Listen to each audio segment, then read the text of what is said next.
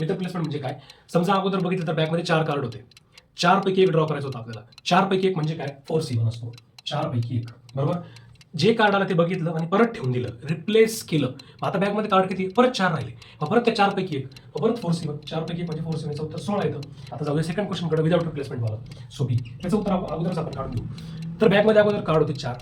त्या 4 पैकी आपल्याला एक कार्ड ड्रॉ करायचं होतं. 4 पैकी 1 म्हणजे काय? 4C1 इंटू जे कार्ड आपण बघितलं ते कार्ड आपण बाहेरच ठेवून दिलं. जर ते कार्ड बाहेर ठेवलं तर बॅगमध्ये कार्ड उरले किती? 3च उरले. मग 3 पैकी 1 पाहिजे. आता 3 पैकी 1 म्हणजे काय? 3C1 म्हणजेच काय? 4 3 12. याचं उत्तर आलं पाहिजे 12. तुम्ही जर बघितलं ना पोरांनो, स्मार्टली जजमेंट जर घेतलं ना, याचं उत्तर काय माहिती का? हा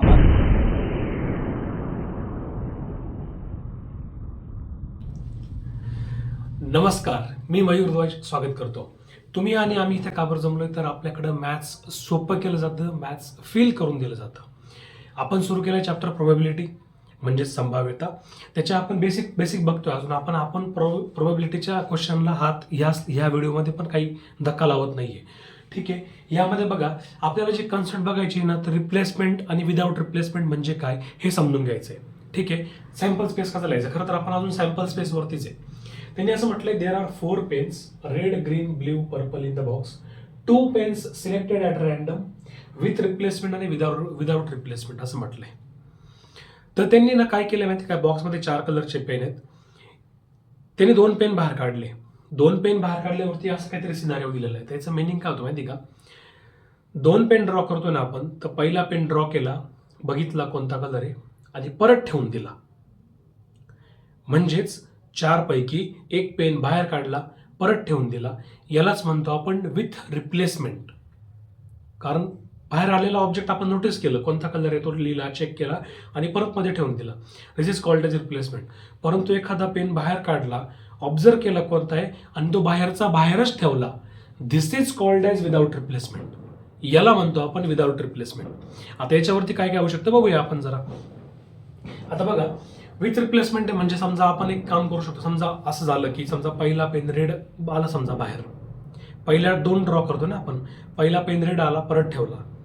दुसरा पेन एक तर रेड येऊ शकतो किंवा ग्रीन किंवा ब्ल्यू किंवा पर्पल, काही होऊ शकतं. अरे जर समजा परत 4च्या 4 पेन मध्ये राहिले तर काही पण होऊ शकतं. आपण एक काम करू, क्वेश्चन नंबर ए साठी आपल्याला जो उत्तर लिहायचं, सॅम्पल स्पेस लिहायचा ना. सपोज पहिला पेन रेड आला, दुसरा पण रेड येऊ शकतो. पहिला रेड आला, दुसरा ग्रीन येऊ शकतो.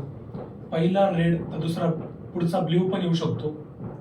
आणि पहिला रेड तर दुसरा काय येऊ शकतो? पर्पल येऊ शकतो. काही होऊ शकतं. परंतु असंही होऊ शकतं ना की पहिला पेन समजा ग्रीन आला, मग समजा green red, green green, green blue आणि ग्रीन आणि पर्पल असा येऊ शकतो. किंवा ब्ल्यू रेड, ब्ल्यू आणि ग्रीन, ब्ल्यू आणि ब्ल्यू, दुसरा कोणता? ब्ल्यू आणि पर्पल पुढचा, असा येऊ शकतो. किंवा सगळ्यात शेवटी असं येऊ शकतं की suppose green red, sorry purple red, purple red, purple green, purple blue आणि पर्पल पर्पल, असे काही पण होऊ शकतं. म्हणजे काय, 2 पेन ड्रॉ, तुम्ही म्हणणार हे सगळं का बरं आलंय? अरे पण एवढ्या सगळ्या पॉसिबिलिटीज, एवढ्या सगळ्या सॅम्पल स्पेस येऊ शकतो असा. पहिला रेड आला, म्हणजे परत ठेवून दिला, मग त्या बॉक्समध्ये परत 4 पेन तयार झाले. ठीक आहे ना, मग असं काहीतरी होऊ शकतं. मग याचं उत्तर किती आलं होतं? नंबर ऑफ सॅम्पल स्पेस या केसमध्ये किती आलं होतं? 16 आलंय बघा. 4 चौक 16. परंतु ना बरेचदा असं होतं की जेव्हा पत्त्याचे क्वेश्चन किंवा जास्त मोठ्या लेवलला क्वेश्चन गेला की त्यावेळेस सॅम्पल स्पेस लिहायची गरज पडत नाही किंवा आपण तो लिहू शकत नाही. त्या केसमध्ये फक्त नंबर ऑफ सॅम्पल स्पेस आपल्याला जज करावा लागतो. नंबर ऑफ सॅम्पल स्पेसची गरज पडते प्रोबॅबिलिटीला. आता या केसमध्ये कसं होईल बघा. पोरांनो बघा, आपण 2 पेन ड्रॉ करतोय. पहिला पेन बघितला कोणता ठेवून दिला, परत दुसरा पेन आणला, बरोबर. पहिला पेन ड्रॉ करताना, पहिला पेन तिथून सिलेक्ट करताना बॅगमध्ये पेन किती होते? ते 4 होते. 4 पैकी 1 पेन आपण ड्रॉ केला. 4 पैकी 1 म्हणजे याचं उत्तर आलं 4C1, बरोबर ना. तो कोणता पेन आलाय मला माहित नाही. तो पेन बघितला आणि परत ठेवून दिला. आता बॅगमध्ये किती पेन आहेत? तर आता बॅगमध्ये परत 4 पेन झालेले. परत सेकंड ड्रॉला ते 4तला 1 पेन बाहेर येणार आहे. मग 4 पैकी 1 म्हणजे काय? 4 पैकी 1 म्हणजे काय? परत 4C1 इज इक्वल टू, याचं उत्तर 4 आणि याचे उत्तर 4 म्हणजे 4 चौक 16. असा तो 16 आकडा तयार होतो. कारण की काही काही कन्सेप्टच्या नंतर ना आपण सॅम्पल स्पेस असा लिहित बसणार नाही अजिबात. त्या केसमध्ये सॅम्पल स्पेस लिहिणं पॉसिबल पण नाहीये. मग त्या केसमध्ये आपण फक्त नंबर ऑफ सॅम्पल स्पेस जज करणार आहे फक्त. ठीक आहे, 16 आकडे आले कसे, ते दिसतात कसे आणि ते शॉर्टकटमध्ये कसे येऊ शकतात याचं उत्तर तुम्हाला दिलेलं आहे मी. ठीक आहे, हेच तुम्हाला फील करून द्यायचं होतं. आता सगळ्यात महत्वाचा भाग म्हणजे विदाउट रिप्लेसमेंट, ते बघून घेऊ काय. ठीक आहे, बी क्वेश्चनचं उत्तर मी इथे लिहितो. सपोज पहिला पेन आला, पहिला पेन कोणता आहे ते बघितला आणि तो बाहेर ठेवून दिला. बरोबर, जेव्हा पहिल्यांदा पेन ड्रॉ करतो आपण, आता याचं ना आपण थोडं रिव्हर्स इंजिनिअरिंग करू याच्यामध्ये. पहिल्यांदा हे उत्तर असं उत्तर काढून घेऊ आणि मग बघूया त्याचं काय. त्याचं उत्तर मी इथं काढतो या बॉक्समध्ये. इथं परंतु पहिला पेन ड्रॉ करताना बॉक्समध्ये पेन किती होते तर 4 होते. बरोबर, 4तला एक पेन बाहेर आला. 4 पैकी एक म्हणजे काय, 4 पैकी एक असतो 4C1. ठीक आहे, तो जो आलेला पेन आहे तर तो आलेला पेन आपण बाहेरच ठेवला, रिप्लेस केला नाही, त्यालाच म्हणतो आपण विदाउट रिप्लेसमेंट. मग आता तो जर एक पेन बाहेर ठेवला तर आतमध्ये पेन किती राहिले, पेन 3च राहिले आता. बरोबर ना, मग पुढच्या वेळेस येताना 3तला एक पेन येणार आहे, 3 पैकी एक येणार आहे. मग 3 पैकी एक म्हणजे काय, 3C1. 3C1 याचं उत्तर आता बघा, याचं उत्तर 4 आणि याचं उत्तर 3. 4 3 12. आपल्याला बरोबर 12 दिसता का ते चेक करून घेऊ आपण. त्याचं लिहून घेऊ कसं येतं ते नेमकं दिसतं कसं. So B is equal to sample स्पेसमध्ये एकतर रेड आणि ग्रीन येऊ शकतो, रेड आणि ब्ल्यू येऊ शकतो, रेड आणि पर्पल येऊ शकतो. मग तुम्ही म्हणणार रेड आणि रेड का बरं नाही आला.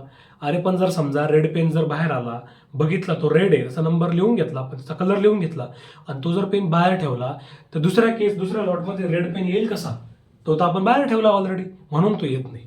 अजून काय होऊ शकतं तर मला असं वाटतं ग्रीन आणि रेड येऊ शकतो, ग्रीन आणि ब्ल्यू येऊ शकतो आणि ग्रीन आणि पर्पल येऊ शकतो. बरोबर, अजून काय येऊ शकतं मला असं वाटतं ब्ल्यू आणि रेड येऊ शकतो, ब्ल्यू आणि ग्रीन येऊ शकतो. बरोबर ना, आणि ब्ल्यू आणि पर्पल होऊ शकतो. बरोबर, एवढं होऊ शकतं. आणि पर्पल पेन सोबत काय होऊ शकतं की पर्पल आणि रेड येऊ शकतो, पर्पल आणि ब्ल्यू येऊ शकतो आणि पर्पल आणि ग्रीन येऊ शकतो. याच्या पलीकडे बघा 312 हेच ते 12 आकडे, नंबर ऑफ सॅम्पल स्पेस हेच ते 12 आकडे होते. हे 12 आकडे दिसता असे हे आपल्याला प्रूव्ह करून द्यायचं होतं. सो रिप्लेसमेंट म्हणजे काय, एखादं ऑब्जेक्ट बाहेर काढलं, परत बघितलं, परत ठेवून दिलं. आणि विदाउट रिप्लेसमेंट म्हणजे काय, एखादं ऑब्जेक्ट बघितलं, नोटीस केलं, ऑब्झर्व केलं, लिहून घेतलं आणि ते बाहेरच्या बाहेरच ठेवलं. This is called as without replacement. ठीक आहे, अजून एखादा क्वेश्चन बघू आपण याच्यावरचा. हा, तर क्वेश्चन समोर आहे की a bag contain 4 cards marked as 5 6 7 आणि 8. Find the sample space if 2 cards are drawn with replacement आणि विदाउट रिप्लेसमेंट. सेम टाईपचा क्वेश्चन आहे, फक्त अगोदर कलर्स होते, आता नंबर्स आहेत. ठीक आहे, विथ रिप्लेसमेंट म्हणजे काय तुम्हाला कळालं असेल. रिप्लेसमेंट करणे म्हणजेच काय, एखादं कार्ड बघितलं, नंबर बघितला आणि परत ठेवून दिलं ओरिजिनल बॉक्समध्ये. This is called as replacement. Without replacement म्हणजे काय, कार्ड बघितलं, कोणतं चेक केलं, बाहेरच्या बाहेर ठेवलं, बॅगमध्ये ते कार्ड परत रिप्लेस करत नाही, याला म्हणतो आपण विदाउट रिप्लेसमेंट. सो मला असं वाटतं हे क्वेश्चनसाठी नंबर ऑफ सॅम्पल स्पेस आपण सहज ड्रॉ करू शकतो. ठीक आहे ना, so number of sample space आपण ड्रॉ करू शकतो असा. विथ रिप्लेसमेंट म्हणजे काय, समजा अगोदर बघितलं तर बॅगमध्ये 4 कार्ड होते, 4 पैकी एक ड्रॉ करायचं होतं आपल्याला. 4 पैकी एक म्हणजे काय, 4C1 असतो, 4 पैकी एक. बरोबर, जे कार्ड आलं ते बघितलं आणि परत ठेवून दिलं, रिप्लेस केलं. मग आता बॅगमध्ये कार्ड किती, परत 4 राहिले, मग परत त्या 4 पैकी एक, मग परत 4C1. 4 पैकी एक म्हणजे 4C1, याचं उत्तर 16 येतं. मग 16 उत्तर दिसेल कसं, एक तर असेल 5 5, बरोबर ना, नंतर असेल 5 6, 5 7 आणि 5 आणि 8 हे होऊ शकतं. किंवा 6 5 6 6 6 7 आणि 6 आणि 8. पुढे 7 5 7 6 7 7 आणि 7 आणि 8. किंवा सगळ्यात शेवटी असं होऊ शकतं 8 5 8 6 8 7 8 आणि 8. हेच ते 16 कार्ड्स आहेत. एवढ्या प्रकारचा सॅम्पल स्पेस येऊ शकतो, एवढ्या वेगवेगळ्या प्रकारे त्याचे आउटकम येऊ शकता, याला म्हणतो आपण सॅम्पल स्पेस. आता जाऊया सेकंड क्वेश्चनकडे, विदाउट रिप्लेसमेंट वाला. सो बी, त्याचं उत्तर अगोदरच आपण काढून घेऊ. तर बॅगमध्ये अगोदर कार्ड होते 4, त्या 4 पैकी आपल्याला एक कार्ड ड्रॉ करायचं होतं. 4 पैकी एक म्हणजे काय, 4C1 इंटू जे कार्ड आपण बघितलं ते कार्ड आपण बाहेरच ठेवून दिलं. जर ते कार्ड बाहेर ठेवलं तर बॅगमध्ये कार्ड उरले किती, 3च उरले. मग 3 पैकी एक पाहिजे. आता 3 पैकी एक म्हणजे काय, 3C1 म्हणजेच काय, 4 3 12, याचं उत्तर आलं पाहिजे 12. तुम्ही जर बघितलं ना पोरांनो, स्मार्टली जजमेंट जर घेतलं ना, याचं उत्तर काय होईल माहिती का, हा 5 5 6 6 7 7 आणि 8 8 वाला मेंबर गायब होऊन जाईल, फक्त एवढंच होणार आहे. कारण का, जर समजा कार्ड रिप्लेस करतच नाही आपण, तर 5 आणि 5 तेच कार्ड डबल डबल येईल कसं? रिप्लेस करत नाही ना आपण, ते पहिल्यांदा कार्ड बघितलं आणि बाहेर ठेवून दिलं, रिप्लेस होईल कसं ते? सो डबल रिप्ली काय त्याची येणारच नाही. ओव्हरऑल काय आपल्याकडं 5 6 येऊ शकतो, 5 7 येऊ शकतो आणि 5 8 येऊ शकतो, किंवा 6 5 येऊ शकतो, 6 7 आणि 6 8 होऊ शकतो. पुढची गोष्ट 7 5, ठीक आहे, 7 6 होऊ शकतो आणि 7 8 होऊ शकतो. आणि सगळ्यात शेवटच्या रो मध्ये 8 5 होऊ शकतो, 8 6 होऊ शकतो आणि 8 7 होऊ शकतो.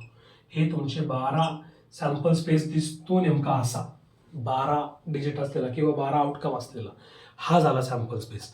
सो ह्या व्हिडिओची थीम काय होती माहिती आहे का, रिप्लेसमेंट म्हणजे काय आणि विदाऊट रिप्लेसमेंट म्हणजे काय हे चेक करायचं होतं आपल्याला. रिप्लेसमेंट म्हणजे काय तुम्हाला कळून गेलं असेल, फार रॉकेट सायन्स नाही आहे, पण व्हिडिओच्या कंटिन्युटीला ते गरजेचं आहे म्हणून ते आपण घेतलं. Thank you so much.